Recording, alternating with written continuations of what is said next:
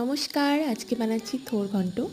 এর জন্য থোরগুলোকে প্রথমে ভালোভাবে কেটে নুন হলুদ দিয়ে সিদ্ধ করে নিয়েছি। এরপর কড়াইয়ে তেল গরম হলে তাতে কেটে রাখা পেঁয়াজ, গোটা জিরে, শুকনো লঙ্কা ফোড়ন দিয়ে দেবো কেটে রাখা আলুগুলো দিয়ে ভালো করে ভাজতে হবে নুন হলুদ দিয়ে।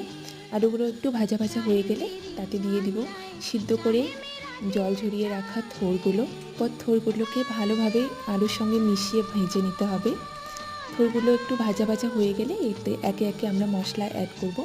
মশলার মধ্যে দিচ্ছি আমি জিরে গুঁড়ো, ধনে গুঁড়ো, শুকনো লঙ্কা গুঁড়ো আর রঙের জন্য একটুখানি কাশ্মীরি রেড চিলি পাউডার। মশলাগুলো দিয়ে ভালো করে কষিয়ে গিয়ে গরম মশলা দিয়ে নামিয়ে নিলেই রেডি থোর ঘন্ট। আমি শেষে ক্লিপটা নিতে ভুলে গেছি।